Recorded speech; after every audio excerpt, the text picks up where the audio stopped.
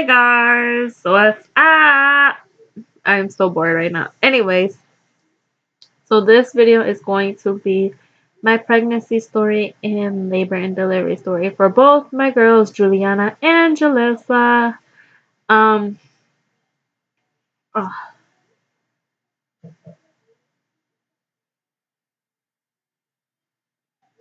I don't know, there's something right here for a second that hurt. Um, so for my oldest, Juliana, after finding out I was pregnant and everything, my first 3 months of being pregnant, the first 3 months of being pregnant, I had horrible morning sickness. Excuse me. Um, I I think it was for the first 3 months. I would throw up randomly and so bad that I broke blood vessels in my face, right under my eyes and above my cheekbones, like all throughout here. Um, so I looked like I had freckles for a little bit. um, what else? My craving, my normal craving was meat. I wanted meat all the time. And I would get so frustrated and angry when I didn't have meat. And I didn't want ham. I didn't want anything. I wanted real tough meat. I wanted steak, chicken, pork, real meat. And so, when I the main thing I really wanted was steak, and I wanted steak um medium rare. And being pregnant, you cannot have steak like that. It has to be cooked well done. And I was upset. I think I had steak once that whole time I was pregnant because I couldn't stand eating it without it being medium rare. So, um, and that's not how I really eat my steak. I usually eat my steak medium well with like little sliver of pink in it, like little real tiny bit. And um so I just would get chicken nuggets from McDonald's. I would eat Subway, even though some people say Subway's meat isn't real meat. It's just something that kind of helped me over. So I would always eat McDonald's and Subway. Um, Around when I was 4 months pregnant and started to show, I would wear two of my husband's biggest hoodies that he had, or at least I made them big because, of course, since he is so skinny, his clothes are usually medium, but with my big old boobs, they stretch things out. So I stretched out two of his hoodies that he rarely wore and that were in the closet doing nothing. So I took those hoodies and I just wore them all the time. And it was pretty cool because actually he got them in a large. Back then he would get his clothes in a large because they would shrink. But um, those two particular hoodies did not shrink. So I think he wore them a few times and then stopped wearing them. And I took over. And I wore them all the time. So not all years, but throughout my entire pregnancy, I would not leave my room without wearing both or at least one hoodie. If I was in the house, I'd wear at least one hoodie at all times, unless I was in my room with my boyfriend or by myself. I did not like people touching my stomach. I did not like showing my stomach off. I absolutely hated it. And I do not know why 100%, because I know pregnancy is a nice and beautiful natural thing. It's nothing for a woman to be ashamed of. And I wasn't ashamed because everybody knew I was pregnant and I didn't care who knew I was pregnant. But I was just like, no one touches my stomach. No one looked at my stomach. No one nothing with my stomach. You want to talk about the baby? Fine, we can talk about the baby all day, every day. You want to buy the baby clothes? You can buy baby stuff all day, every day. Do not touch my stomach. Do not give my stomach any type of attention. And I think it was just because my stomach was growing and I wasn't used to my stomach growing. But I'm not 100% sure why I always hid my stomach.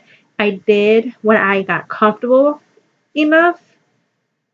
I did take a couple belly shots with a shirt on and a couple because people were driving me nuts. Family members are driving me nuts talking about they want to see my bare belly. So when I got comfortable enough to do that, I did do that. Um, but other than that, and I was able to do it because I was by myself in the entire house. Nobody was gonna barge in. Nobody was gonna come in and see my stomach. The only person I did let touch my stomach or anything was my boyfriend. That is it. He was allowed to touch it, lay on it, talk to the baby, all of that good stuff. Nobody else, not my mom, not his mom, nobody else was allowed to touch my stomach at all. I hated it. Absolutely hated it. And I don't know why. And I know it's not a good thing, but it's not a bad thing either. I think I was more protective of it than anything. So I covered it up all the time. Um, when I was 4 months pregnant, I went and I made a registry. My mom off the bat knew that my baby was a girl since I got pregnant. My mom's pretty good at that type of stuff. She knows when somebody is pregnant. She just doesn't know who is pregnant. She just knows somebody is pregnant. And she just, looking at the stomach itself in person, because she's not really that good of looking at the pictures over the internet. But in person, she's pretty good at telling what the baby is once your stomach is a decent size. Maybe about 5, 6 months long, even though you already know what you're having, she can, without you telling her what she's having, what you're having, she can tell you what you're having. Um, so I made a gift registry just because I was bored and had nothing else to do really. I You can go into the store and use the Telzon and um, make a gift registry. You can go, once you're done with that gift registry, you're allowed to go online and you can add stuff to it and remove stuff off of it. I had boy and girl stuff on there until November 30th when I found out Juliana was a girl. Um, for a while, I just knew she was a boy. Well, knew she was a boy, felt like she was going to be a boy. Like, this baby is a boy, it's a boy, it's a boy. I was yelling at my mom, why are you picking out girl stuff? She's a boy, I know it's a boy. Or it's a boy, I know it's a boy. The baby is a boy. Then the closer and closer I got to my ultrasound date to find out what the sex of the baby was, I was like, oh my God, it's a girl. I just have a strong maternal instinct that it is a girl. You just get that feeling like it's a girl. You know it's a girl. You just have that bond with the baby that you just know she is a girl. So that's the feeling I had. And I'm just like, I know it's a girl. So November 29th and November 30th, before my appointment, I had took a bet going around, not money bet or anything. I'm just like bet, boy or girl, went around. A majority said girl, and only a couple said boy. Even though I wanted to say boy, I also said girl. And I think it was, the daddies always get what they want. They always get their little girl. He wanted a girl, so he got his girl. Um, so the pregnancy was pretty easy. Labor was also easy for me. Juliana was due date was not August, April 22nd, 2011, and she didn't come till 5 days later. She was born April 27th, 2011. Um, what was it? That the week before I had her, I had my last, um, not my last doctor's appointment, my second to last doctor's appointment, because by that time you have a doctor's appointment every week. So, I had an appointment that I think it was Thursday. It was either Wednesday or Thursday. She scheduled me for the following Friday to have a to be induced. So, um, I didn't want to be induced, so even though I know I had to, I didn't. I agreed to it, but then when I got in the car and everything, I told my mom I did not want to be induced. That I want to go into labor on my own. Because every time somebody told me, a lot of people that had a baby and was induced said that being induced is worse than going into labor on your own naturally.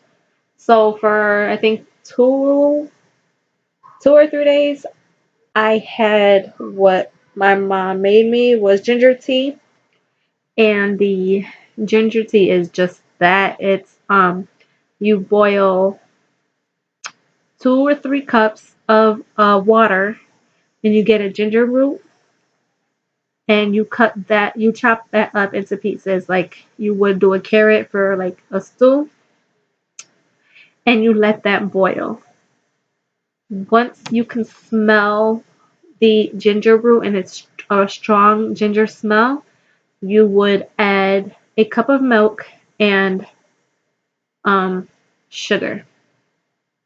And you will let it boil for just a minute, just enough so the milk and the ginger and the water all mix in. And you mix it.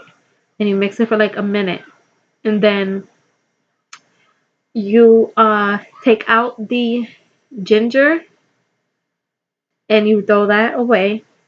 And then what's left is the tea, just the water, the milk, and the sugar.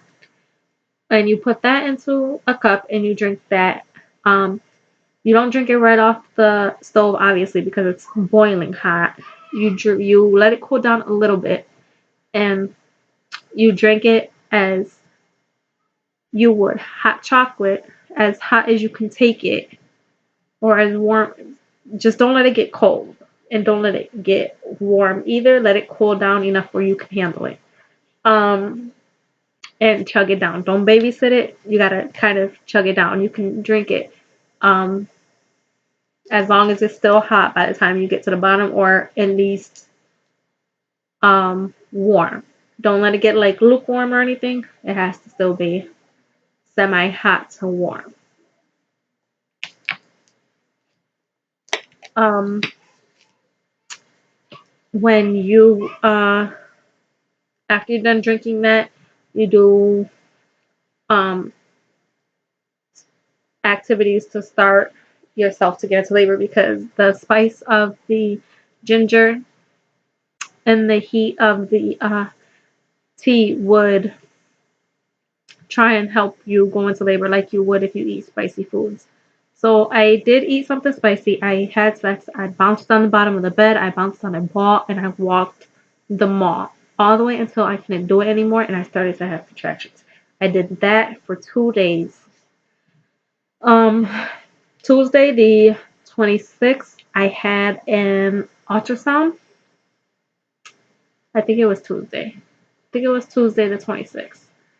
I had an ultrasound, and um, there's excuse me.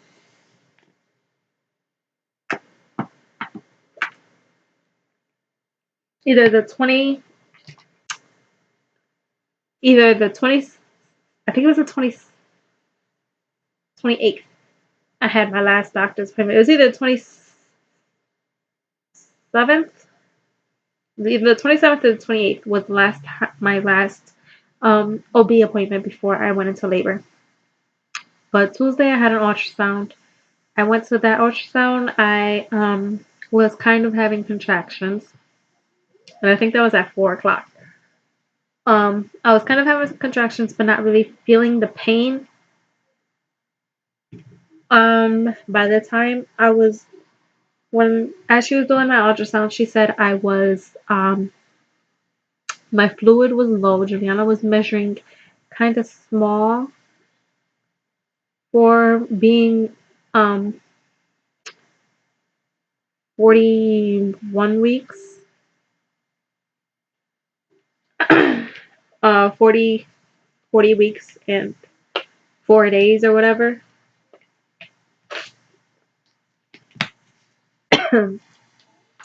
That, what do you call that? And that she wanted me to do a stress test. So I think she did a stress test. I think I did. I don't remember if I did the stress test before or after. And I was having contractions. I think after. I think I did the stress test before my ultrasound, and then she did my ultrasound, and she sent me to triage because I was having contractions throughout the ultrasound. And then I went upstairs, and when I got upstairs, I started feeling the contractions. So they checked me. They checked me and said I think I was 2 centimeters dilated, and that they would check me again in an hour to see if I was progressing anymore. Excuse me.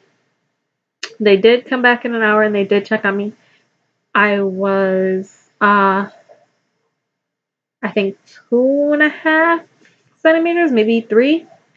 And then she was like, okay, you're not progressing that much. We're going to keep you a little bit longer and check you again.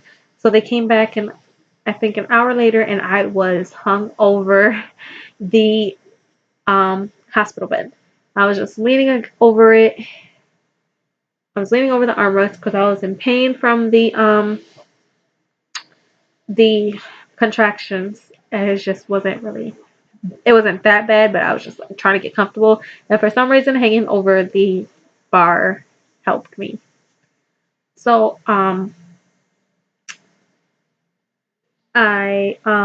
she came back in and she was like, wow, you look like you're in pain. And I was like, yeah, I am. She checked me, and I was, I think, 3, maybe 4 centimeters dilated. And I was in so much pain. I think I was still 2 or 3 centimeters dilated when she checked me again. She was like, you're not really progressing, but you're in a lot of pain, so I don't feel comfortable sending you home. So they got me a room. Just to keep me overnight to observe me because they didn't want to leave me in triage, so they got me a labor and delivery room to stay in to keep an eye on me, just in case. By I think by maybe 6 o'clock at night, they had checked me again and said that no, wait, was it? I don't remember. I can't really remember all the 100% details because that was like almost 5 years ago. Um, she actually, yeah, I think I was 4 centimeters dilated. So when you're 4 centimeters dilated, that's when they keep you in the hospital. So I think I was 4 centimeters dilated. They sent me to labor and delivery and asked me if I wanted the epidural. I said yes. So by 4:30, 5 o'clock, I had the epidural. I didn't get a chance to walk around to kind of open up my cervix a little bit more. By 4:30, 5 o'clock, I had the epidural. Why? Because that's when the um what the heck do you call them? The and whatever the heck you call them, the anesthesia, whatever. But that person was already on the floor and was going around giving all the women in labor the epidural. So she was like, "Do you want to know? Because it's gonna be a while before he comes back." And I said, "Sure, I'll get it now." And so I wanted to make sure I got it before Jose's mom came, because she kept joking around throughout my pregnancy saying, "Oh, I'm not gonna let you get the epidural. I'm gonna let you hold out. I'm gonna let you hold out. I'm gonna make you hold out until the last minute you can get it." And so I wanted to make sure I got it before she came. I didn't want her in the room because I was only allowed 4 people in the room at the time. I gave birth at Strong Memorial Hospital, and at that time you were only allowed 4 people in the room. So I had already picked, obviously, my husband, my mom, my aunt, and my grandma. Um, that's all I wanted in the room with me, because I'm the one giving birth. I just want my people there. And my mom and my aunt are really big. Was They helped me a lot through with the pushing and stuff. So nobody at all listened to what I had to say. So there ended up being more than 4 people in the room, and even the nurse tried kicking a couple of people out, but I was already in labor ready to push. So she tried kicking people out while I was pushing, but I didn't yell at her, but I just was just like, we need to get this video out. I didn't say that, but I was just like, I wanted to tell people off, but I didn't. I was pretty good. Um, so by like 3 o'clock in the morning, I was like pushing, and I had her at 3:11 in the morning. Um, yeah. So she was 7 pounds 6 ounces, and I guess it was a good weight. I'm like, why? What was she talking about? But I guess when the ultrasound tech meant a little underweight, I think she meant for being 5 days over, she should have been like 8 pounds. But she was good. They had to break my water for me. Um, and that was pretty much it. The funny thing about it is the nurse told the doctor that I was ready to push, because she checked me and I was 10 centimeters dilated. And she told the doctor that I was ready to start pushing. So the doctor told her to go ahead, start pushing to help get her in the birth canal more and ready to come out. So, and that was because a group of the doctors wanted to go downstairs to grab something really quick and come back up. I think they went downstairs to the cafeteria really quick and then came back up. I'm like, are you freaking kidding me? So that kind of pissed me off. But at the same time, I didn't really care, because it did take a minute for Juliana to come down more. So by the time it was time for me to give birth, the doctor did come back up, and I was already ready to push, and she was coming in. Yeah, I tore and only need one stitch. That was it, and that's it with Juliana.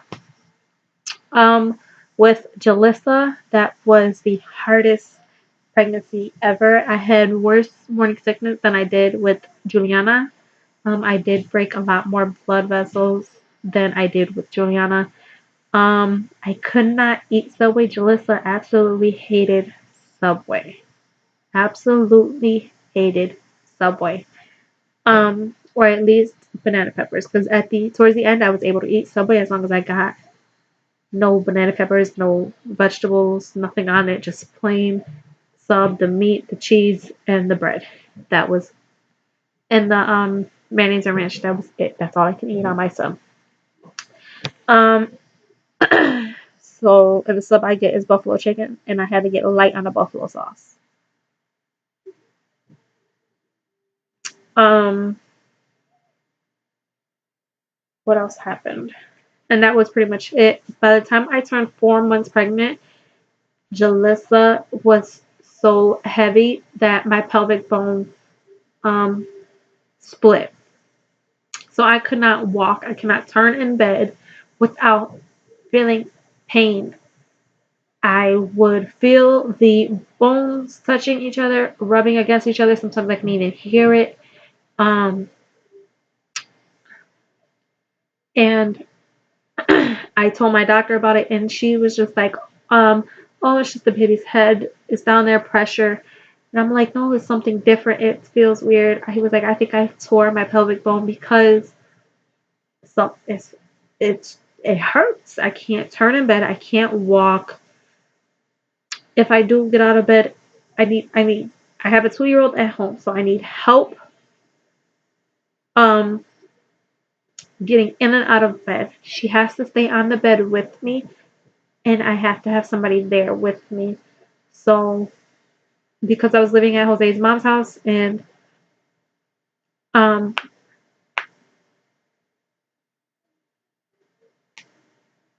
I don't remember what I did. I think I had somebody there, or I would go to my grandma's house and stay with my grandma while my husband was at work.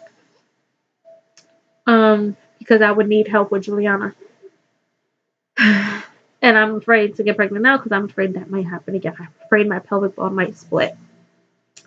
Um, excuse me.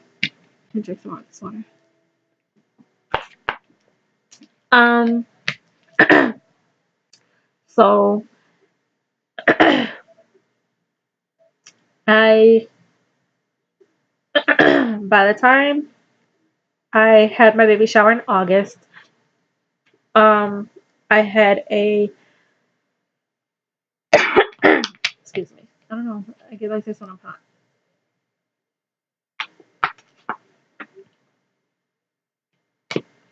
Sorry. Um, by the time I had my baby shower in August, and Jalissa was born in September, so a month before I gave birth. Um, I already had a pregnancy brace to kind of pull her head off of my pelvic bone, so that way it can heal a little bit before I go into labor. So I was wearing that for a while, and it helped. It pulled the pressure off. I still don't really think it was 100% her fault. Like my doctor was like, "Oh, it's the baby's head. It's down there, or whatever." Because I shouldn't have felt that at 4 months pregnant. Excuse me. So we had continued. I kept the pregnancy brace up until I went for my baby shower. For my baby shower, I didn't wear it, and then for a couple days, up until I went into labor with Jalissa, I did use the pregnancy brace. Jalissa was 2 weeks early, um, because on September 12th, I had broke the tip of my middle finger, or my ring finger, in my garage door. I went to go close the garage door, and the garage door caught my finger. I don't know how, it just caught my finger, and I almost passed out. And I was also on my, instead of going to the hospital, I went to my OBGYN appointment and showed her, and she requested um an x-ray on it. But when she requested an x-ray on it, they didn't tell me right then and there if my finger was broken. They didn't give me a splint. They didn't do nothing for me. And then she called me and said, well, yes, your finger is broken. I want you to go and get go here to get this, and I went and they were like, you're not here, so you're not in our books. So they couldn't really do nothing for me. And I almost passed out at my OB/GYN appointment. Um, what happened? So then a couple of days later, or after that, and I went home, I started to feel a couple contractions, and they weren't bad, I just felt them. They were light.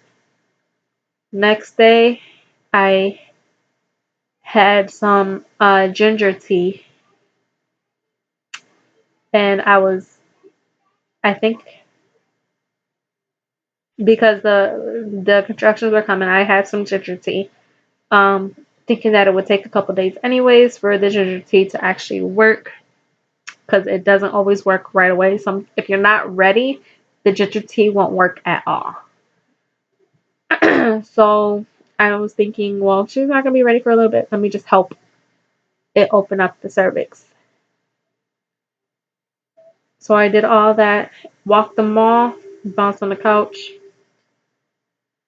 bounced on the bottom of the bed to kind of like widen the hips and help open up the pelvic bone or the pelvic area. I'm getting tired.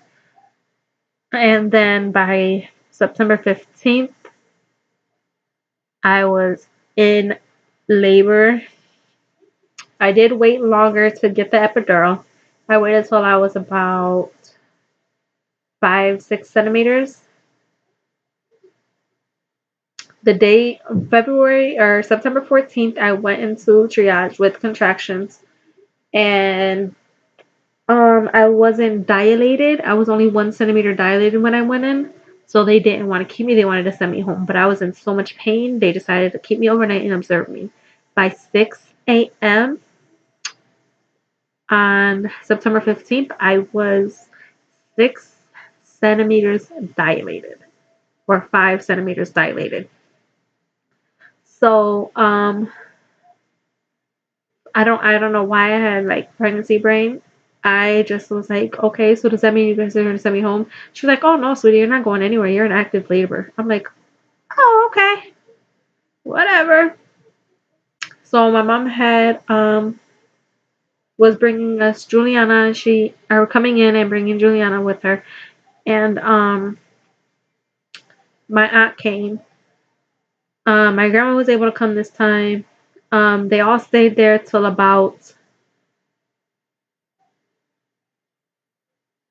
6 o'clock at night. They came, I think, around 12, 1 o'clock, and they stayed till about 6 o'clock. My aunt left and to take my grandma home because it was taking forever, and my grandma had to go home. And I refused when my aunt left, because the doctor checked me again. She said I was only centimeters dilated, that it would take um a while for me to go into labor. But I don't know what happened that my um that I dilated so fast that by, I think, I can't remember the exact time, which is sad.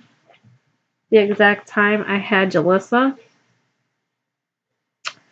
but um,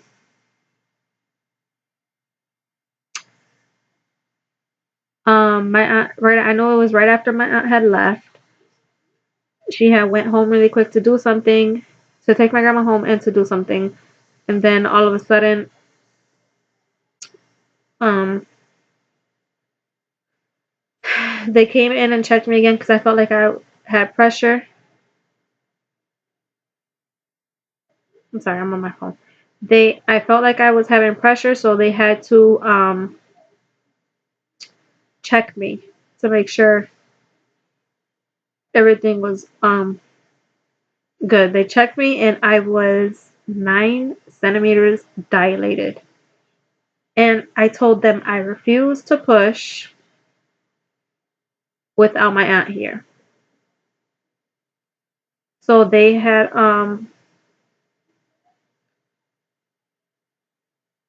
What did they say?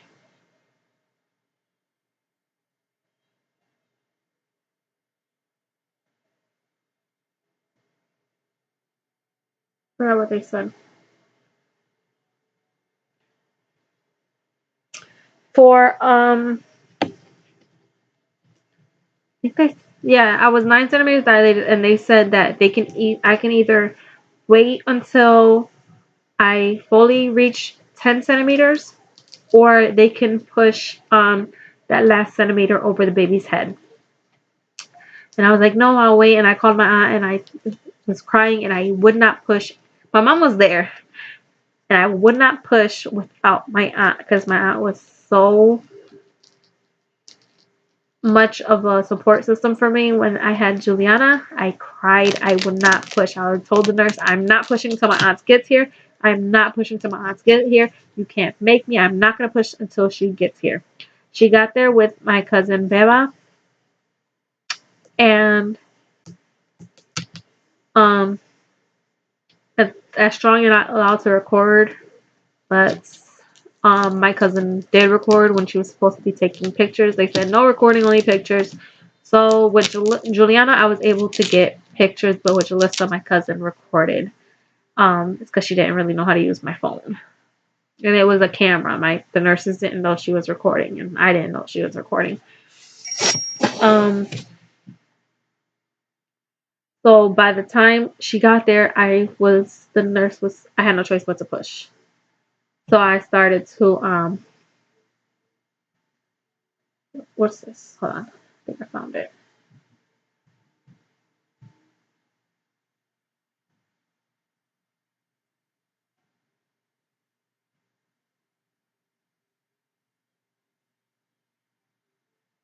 Oh, Jalissa was 11 days early. Um, and